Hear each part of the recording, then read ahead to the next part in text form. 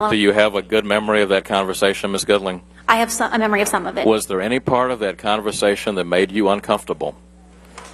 Yes. Would you tell the committee about it?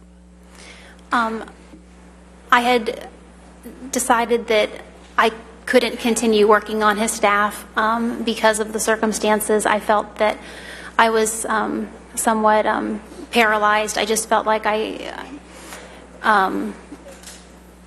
I was distraught, and I felt that I wanted to make a transfer. So I went back to ask him if it would be possible for me to transfer out of his office. He said that that he would need to think about that, and I think he was, trying to, just trying to chat. I was on his staff, but he then proceeded to say, let me tell you what I can remember. And he laid out for me his general recollection of... Recollection of what, Ms. Goodling? Of some of the process. Some of the process regarding what? Some of the process regarding the replacement of the U.S. attorneys. And he laid out a little bit of it, and then he asked me if I had any reaction to his iteration.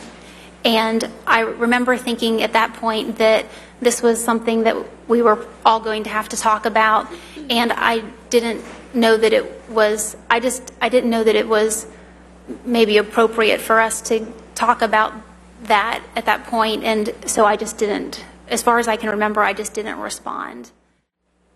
You said that you thought part of the conversation was inappropriate with the Attorney General. Did you say that, Ms. Goodling?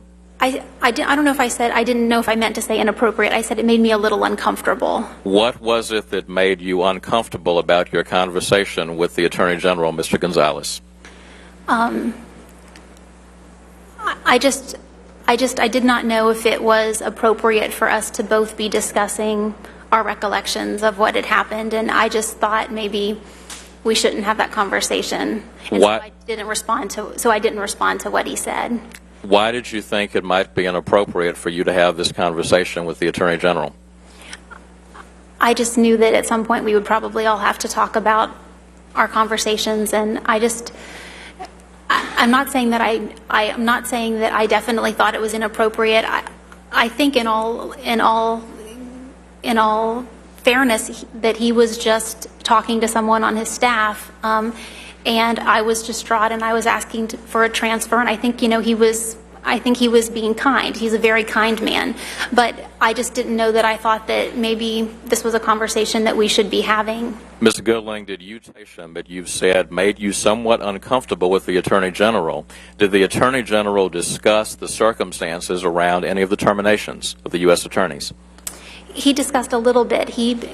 As I recall, he just said that he thought that everybody that was on the list for a performance-related reason, and that he had been upset with the deputy because he thought that the deputy had indicated that by testifying about Mr. Cummins that the only reason there was to relieve him in order to give Mr. Griffin a chance to serve. He said that he thought when he heard that was wrong, that he really thought that Mr. Cummins was on the list because there was a performance reason there too.